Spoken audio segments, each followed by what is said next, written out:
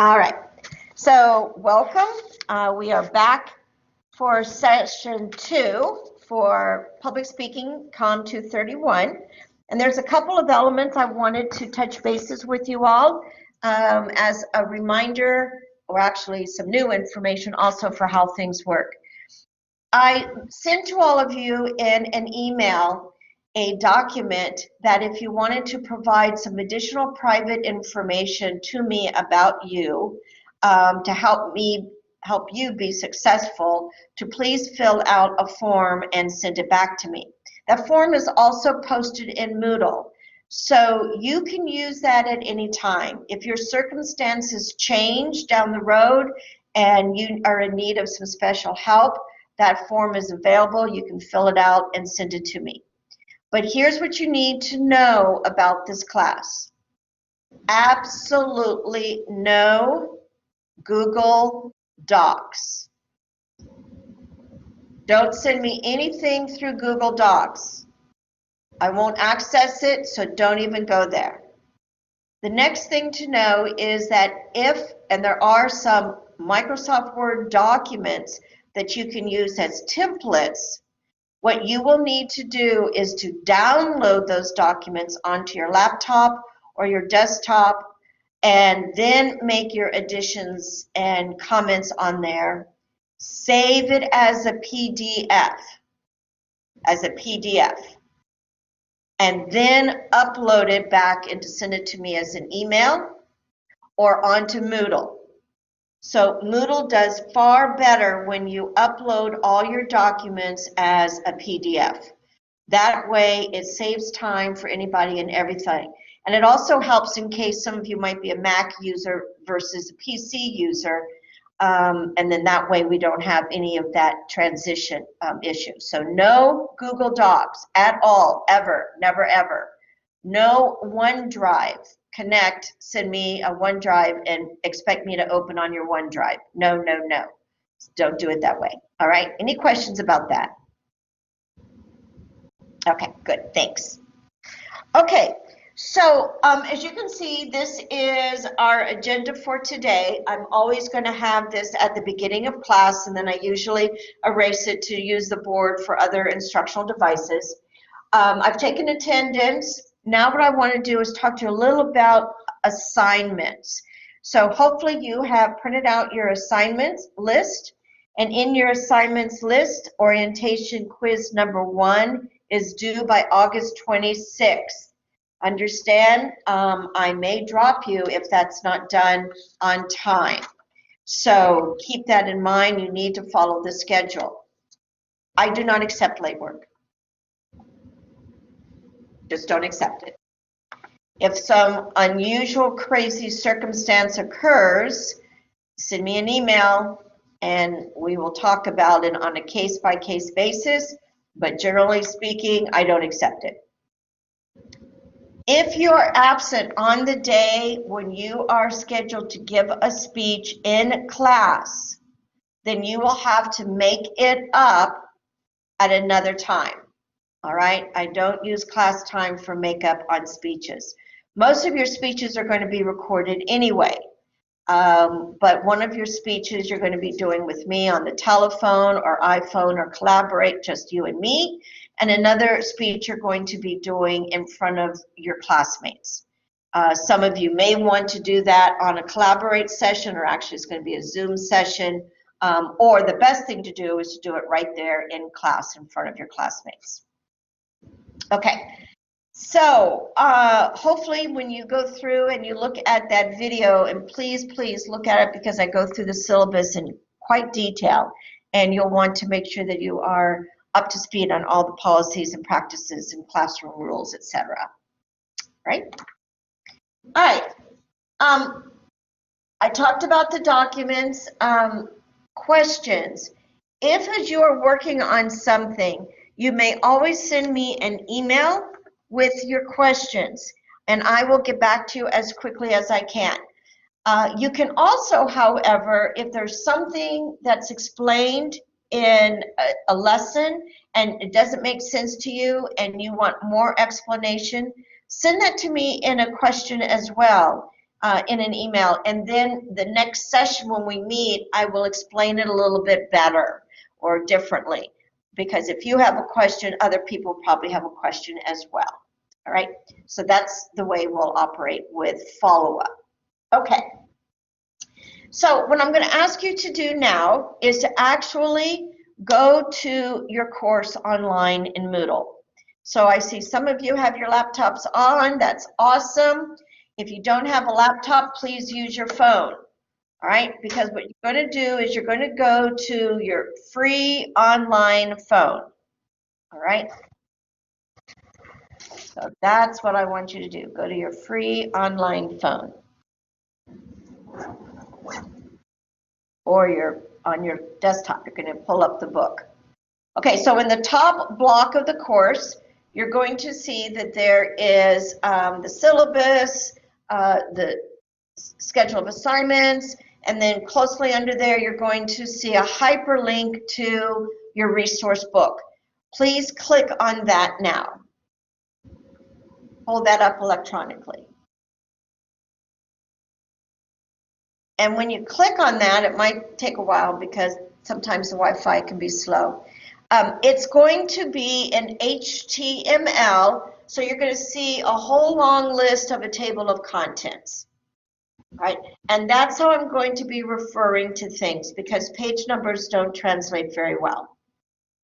So for right now, I want you to go to section 1.1 or section 1, and you can go to 1.1. And I want you to follow along with me. So I'm going to be using this reference guide throughout the course. Now I will tell you we're not going to cover everything in this resource guide. Some items I will say if you need more help you can go to these pages, etc. I'm going to just cover what are the particularly salient items. Okay. I will also have this as a screenshot at the front of all the videos, so that when you go to the video in your course, you can look at what I cover and you'll know whether or not that's the video you want to go in and double check on some information. All right, so keep that in mind. We're going to try and make this as innovative and helpful to you as possible. Okay, all right, good.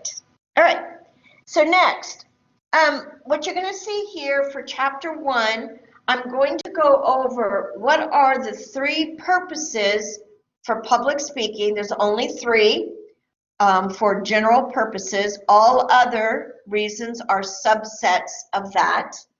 I'm going to go over what is the process model to understand communication, because we use models in communication studies to explain processes. And I'm going to start to give you the language of communication, and particularly for public speaking. We're going to look at what's known as the dialogic principle as part of understanding what's our goal for learning public speaking in this class. I'm going to tell you that our approach is going to be highly professional, highly business oriented, highly media driven, highly not just a man or woman or person on the street, but how do you get ahead professionally in business? Because I'm bringing into it business experience. And this is how you make a whole lot of money, is by being a really effective public speaker. All right, that's chapter 1. And then in chapter 2, we're going to start to look at what's known as the ethics pyramid, the National Communication Association Code of Ethics, which are also posted in your course, and a checklist over on table 2.1. So for right now, kind of glance through 1.1, and while I erase and get set up.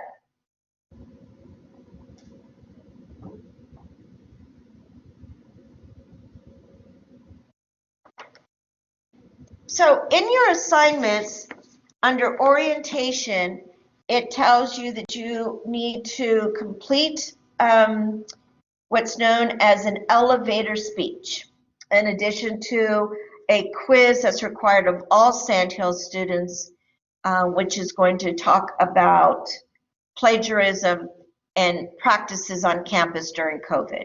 Okay, that's one of your quizzes. The other quiz is to do what's known as an elevator speech. All right, and I just uploaded a couple of additional information under the orientation section to help you with that. So let's look at the three purposes, general purposes for why we do a speech. The first one is to inform. That's generally the number one go-to type of speech people give. The next one is what we call a special occasion.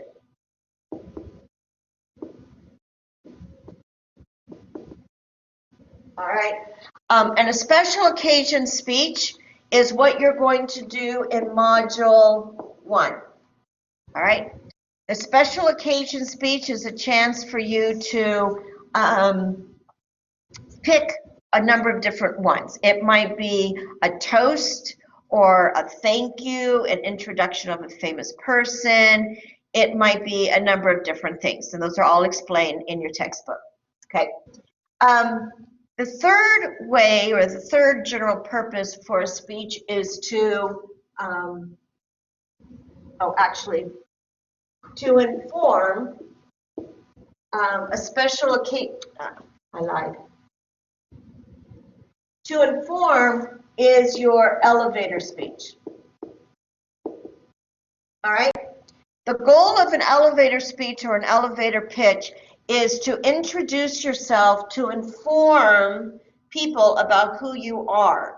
This is a common speech that you use at career fairs, at opportunities where you meet new people, and it's called the elevator speech because it's about 30 to 90 seconds. So the time it takes to go from the first floor, the bottom of a tall high-rise building, all the way up to the 23rd level of the floor, that's where you give an elevator speech, where you are selling yourself to a person standing with you, okay? So it's 30 to 90 seconds. It's very brief. Your special occasion speech you're going to do is also very brief. It's 30 to 90 seconds, all right? Both of these are, elevator is to inform. The special occasion speech is actually what we call to entertain.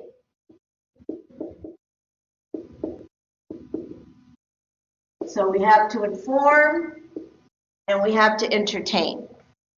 The entertainment speech is just like that, where you are making your audience feel really, really, really warm and fuzzy. So it might be a congratulations or a toast, or maybe a eulogy at a funeral where you're trying to help the people feel okay about losing somebody they love. It might be a stand-up comedian speech, joke, a roast, all kinds of things, or a toast, or what have you. All right, so that's what we mean by to entertain in a special occasion speech. All the other speeches you're going to do are going to be informed until you get to the culminating event. And you don't have an exam in this test. Your culminating event is actually going to be your final speech, all right, which is going to be to persuade. And that's number 3.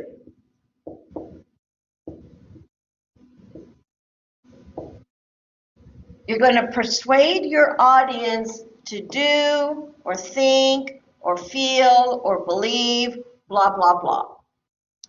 Now, most of us in public speaking, actually in communication studies, we know that persuasion is inherent in all communication. I mean, let's face it, the reason why we communicate is that we want something. We need something. Whether it's to feel good and happy, or to try and get a job, or to persuade somebody to go and vote. Whatever it is, persuading, though, by the selection of your content, by the selection of your arguments, your defense, your examples, your research is going to be persuasive, right? So persuasion is, it's just a part of everything we do, right? Because we are those kinds of human beings. Now, so your elevator speech, you need to focus more than anything else on the outline, all right? The goal for this elevator speech is to do your first full sentence outline. And you got to do it the right way, okay? There is, if I can find it, a yellow piece of paper that is posted in your Moodle course that's called the Grading Rubric for All Speech Outlines. I want you to use that as a checklist. And you are welcome to always send me a draft of a speech outline through an email if you want some feedback in advance of submitting for grade, all right? But this is what we want you to do. I want you to get used to doing the numbering, the outlining, the indentations, full complete sentences, proper grammar, and all those components for actually writing a speech. So, and it's a low stakes grading, so you either get 25 points or 20 points. You either pass it with flying colors or you need some improvement, which will be 20 points, okay? So that's a way to introduce you, find out who you are, and that kind of thing. You don't record it, you're just writing an outline. You're just submitting an outline, all right? And I've given you some prompts in in orientation so that you can see. I've also posted a video by a professor who has a consulting practice who will give you really good steps of how to do this. She calls it a pitch instead of a speech, but it's the same thing. All right? Any questions about those assignments? All right, so you now know that all your speeches are going to fall into this one of these categories. So when I ask what's your general purpose, you're going to give me one of those. Your specific purpose will be like a special occasion speech, all right, or an elevator speech. So you kind of keep on drilling down. All right, so scroll down in your page of your book to section 2, where 2.1, it talks about the model of communication. Now, I'm going to talk to you about what's known as the linear model, which is also known as a transmission model. And again, a model is just a way for us to explain how communication works. So here's some of the important elements, and by identifying those elements, you're going to start to see where your message might not be received how you meant it to be received, right? When you're delivering a speech. So it all starts with you, the speaker, all right? You are the speaker sender of the message, and you're happy because you think it's going to be terrific, all right? You have your audience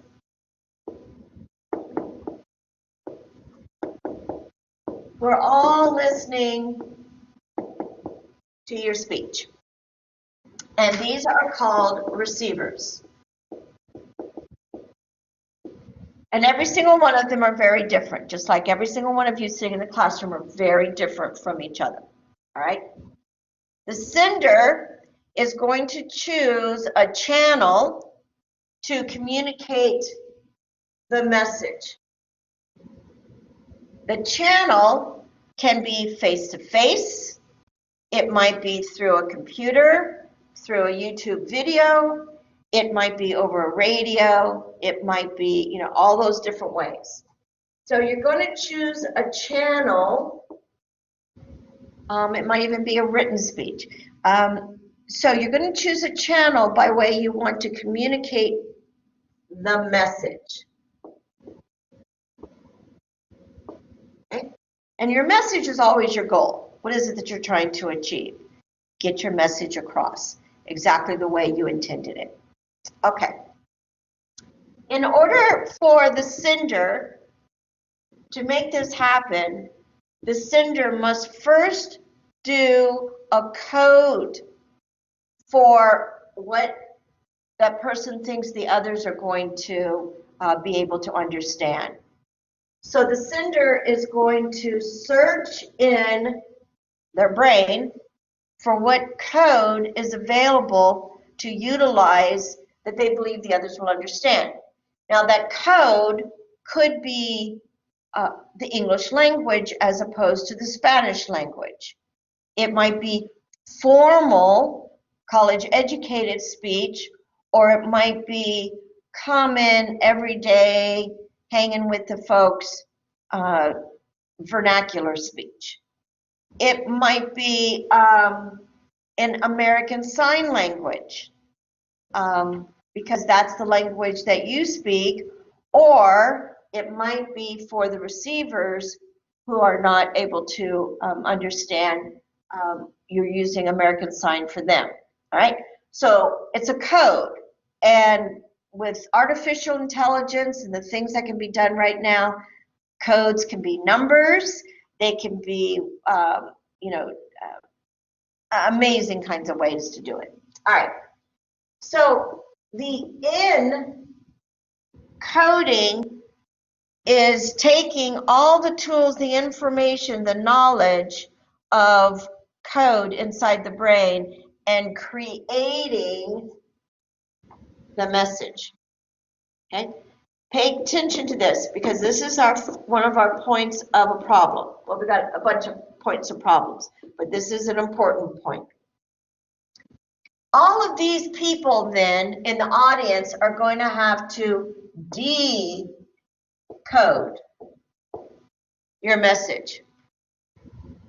So they are going to, through the channel, receive, whether it's words, spoken, oral, sign language, nonverbal, whatever, and they are going to, each person, try and make sense of what in the world is being said.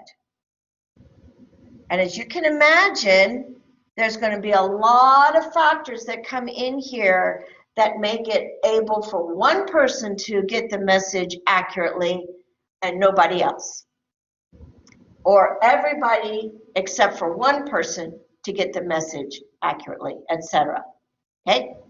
So those things that get in the way are what we call noise. And this is all explained in your book right here. So I always say noise is like this. It gets in the way of everything being good. Now there's different kinds of noise. So I'm going to deal with noise based on context. Okay? So we're going to start at the bottom. One context that's going to drive the ability for these to get the message accurately is relationships. All right, now let's be real. Right now we have a Democratic National Convention going on. If you are listening on the television, watching what's being stated by the speeches, your relationship to the Democratic Party is going to influence what you hear and how you hear it, or even if you hear it at all. All right? If you are not a Democrat, If you are a very conservative Republican, you probably won't even turn it on. That's noise. That's called environmental noise, physical noise. There's not even access, all right? Or you might listen with what's called psychological noise.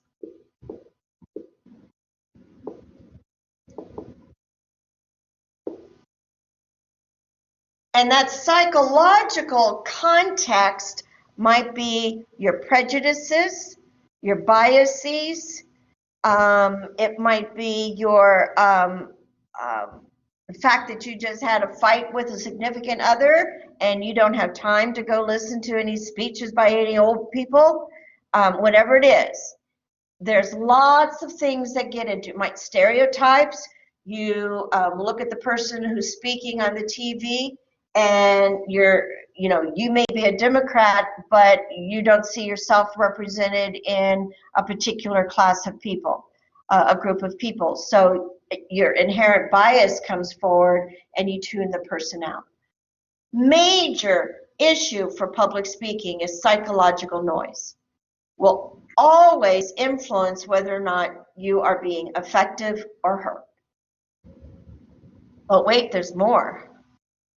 There's also socioeconomic.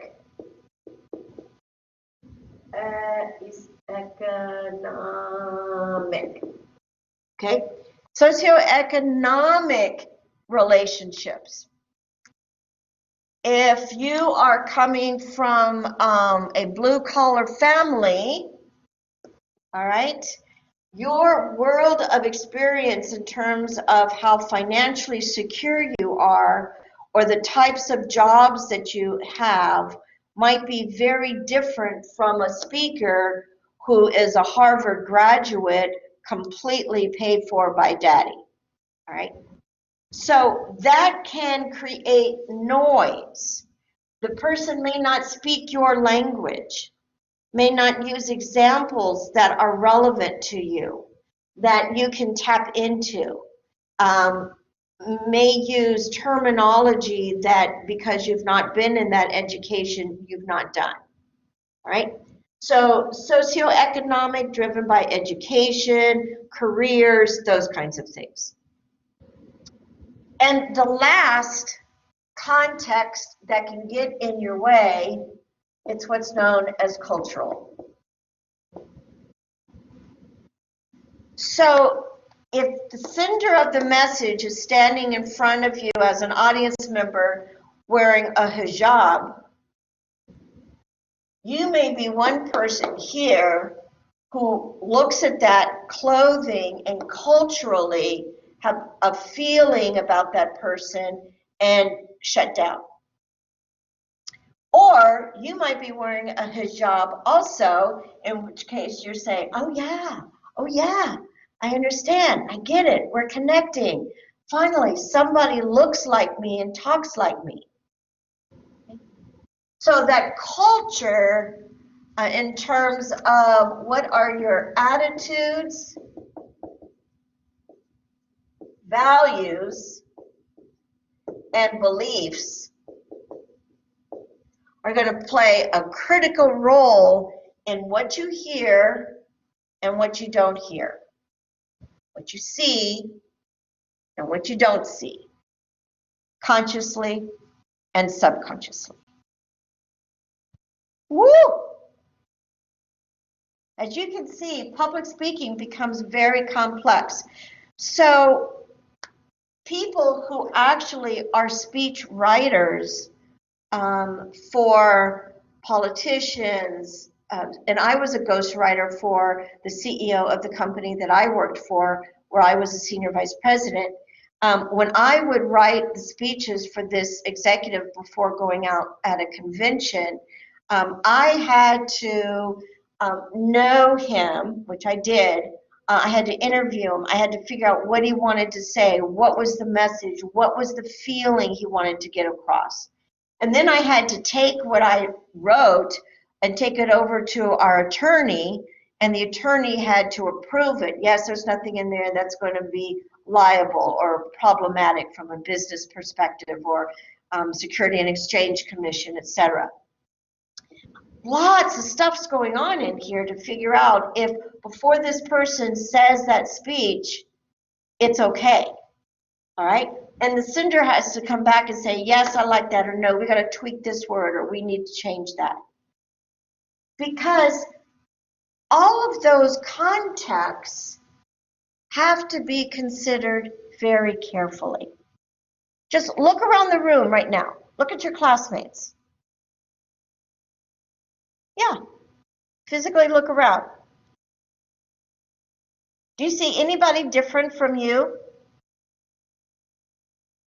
Yeah, okay, good. Thank you for shaking your head. Excellent, all right? I guarantee there's people different from you. Even with the person in the far back I see who has a hoodie on, all right? Do you see the hoodie? Person back, everybody say hi to the person with the hoodie. Hello. Person with the hoodie, say hello back. Thank you. Now, the person with the hoodie right now over here in the corner is thinking, why did she just call me out? Why did she just do it in terms of what I was dressed? Why? All right. That person might be offended right now, saying, oh, I don't like her. And from now on, the rest of the class say, oh, she's just a piece of work. Forget it. I hate this class. I want a job. Or that fine person in the back might say, oh, she's kind of cool. She just drew attention to me. I like it. I can be class clown and it'll be fun in this class. Right? So a lot of complexities going on. And to wrap this part up is to just recognize it's very complex before you get up and speak in front of your audience. So think about the topics that you select. Think about, are they going to be valuable and important for your classmates? So let's put it out there right now. I am not your audience for your speeches in this course. Maybe the elevator speech a little bit. The audience for these speeches, I want you to picture they are the people in this room. Now, for your special occasion, if you were doing an anniversary toast for your grandparents or something, sure, that's different. But always think about the audience, because what we want you to be as ethical and effective public speaker is to be audience centered.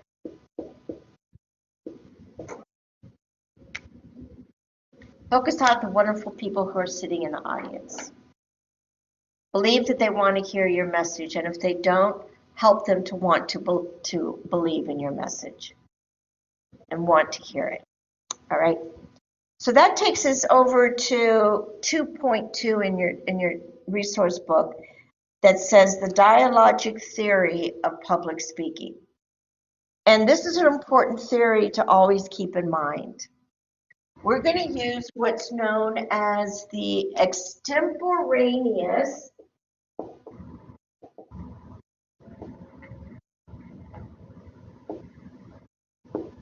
style of speaking. So as you can see, every once in a while I look down and I look at my notes, all right? And extemporaneous means it is not memorized. It also means that it is not standing here and reading word for word the private self-introduction to Ms. K. Please, and looking up, please type your answers here and upload this doc into the designated. No! No! If you stand up and read a speech word for word, I'm going to fail you on that speech. Or maybe not fail you, but you won't get a really good grade, all right? You want to be extemporaneous, where you are referring to notes, you are speaking like I'm doing right now, you've got hand gestures, eye contact, changing your voice around, doing whatever it is. That's extemporaneous, and that's the style of speaking.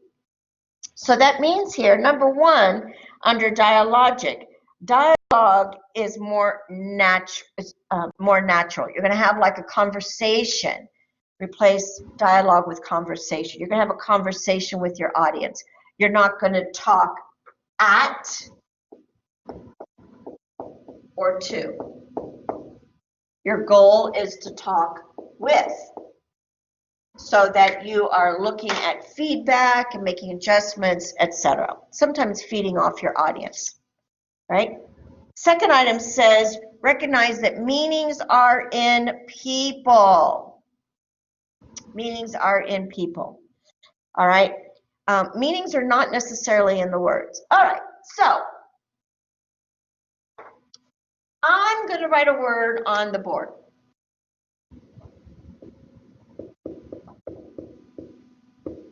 It's my favorite word to use as an example.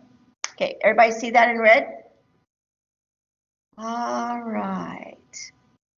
What is the original definition of that word? Anybody want to shout it out?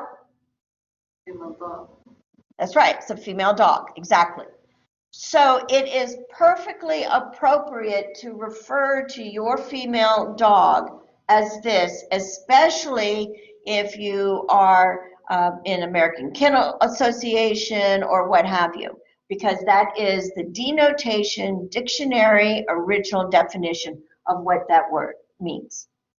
So what does it mean in a different connotations? Okay, so we could use it in a different ways.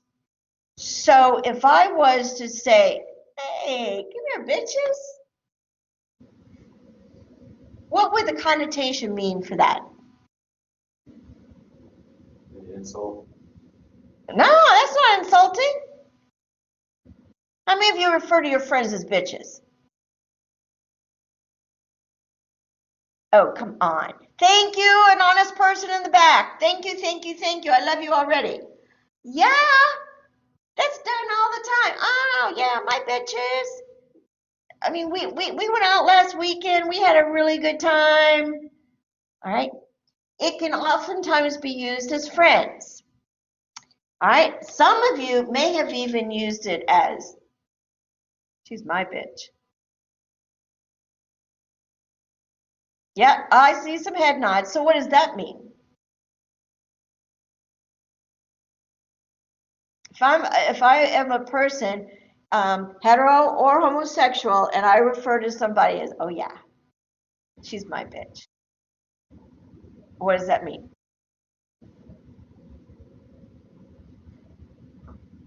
Anybody? Okay, yeah, your lover, somebody important, somebody really close to you, a significant other, whatever you want to call it. All right, it's used all the time. All right, and then there's the you bitch. Now, it's not pretty. How dare you? You, and then if you put the F word in front of it, you can imagine nobody's going to like the use of the word bitch. Okay, so that is driven by how you perceive or understand it, culture, relationship, even some socioeconomic elements, and where your head is at the moment in terms of psychology. So the words that you use matter. And the words that you use are important, especially to people. So to identify people and to use them carefully is important, right? So words are very, very important, and the meanings of words are in the people, not in the word themselves, in the item itself. And then, of course, we have the context and social situations. So all of these contexts, social, everything is always going to play into the dialogue that we have, how we say it and where we say it, etc. Okay. So now I want to jump over to chapter 2. So scroll down to figure 2.1. You're going to see a little pyramid. Y'all see that little pyramid? Okay, that pyramid is really important. At the base of the pyramid, the biggest part, it's what's known as intent. What are you trying to achieve? All right. The next part over there is the means. What methodologies do you use to communicate your intent? And then at the top is the small part, which is the ends.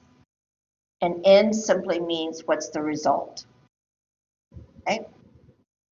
Be very careful. Machiavelli, a very famous Renaissance prince, wrote a book called The Prince, and made a statement that basically was the end justifies the means. And that's not true. From our perspective in this class, and why you are taking public speaking more importantly than learning how to speak, is learning how to be a critical analyzer of the speeches that you hear. Your job is to figure out where is truth. And truth is not always easy to see, especially in today's world of the internet, and with people not using truth. So what we want you to do as a result of this class is to recognize that intention is important. You can't dismiss saying something by saying, well, she knew what I meant. No. You can't just say, well, that's not, my heart was in the right place when I said. No. To be an ethical speaker means that you have to take responsibility for what you say. And that in that process, you are protecting the identities of every person in your audience. So if I say you guys, which I have a tendency, I'm trying to break that habit, all right, that excludes a whole lot of people, and some people will find it highly offensive. I make a lot of mistakes. I'm honest about that. I'm hopeful that you're not going to make the same mistakes I make. But I want you to read that section and really tie into what that's about. Now, if you look over, follow down farther on your textbook, it's going to come to 2.1, which is the Communication Code of Ethics. This is also posted in your little book. I'm a member of the National Communication Association. I am a sponsor for ECA on campus, which is the Effective Communication Association of Students. And we do everything according to the Credo, this code. If in doubt, we go to the Credo to find out if it's okay. And that's what I want you to do. Before you write anything, before you say anything, before you submit anything, is to check the Credo for effective communication. Check it for what we're going to be talking about throughout the semester. We're going to be talking about civil discourse. There's a video I want you to watch that talks about what is civil discourse in our world today.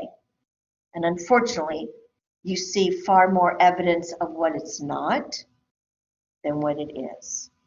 And as a result of taking my class, I hope you are seeing more of what it can be. To conclude this particular lecture, I want you to scroll down to 2.3. 2.3. And in 2.3, there is a table that is a public speaking ethics checklist. Again, before you turn in any speech outline, go through this. It's going to ask you about plagiarism, truth, the ability to actually use good, reliable sources that pass the CRAP test, which I will teach you.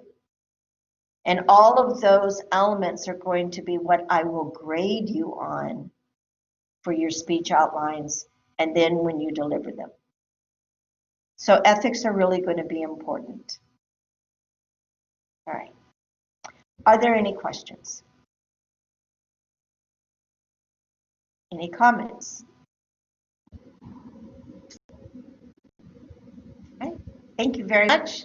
I'm going to turn off the recording.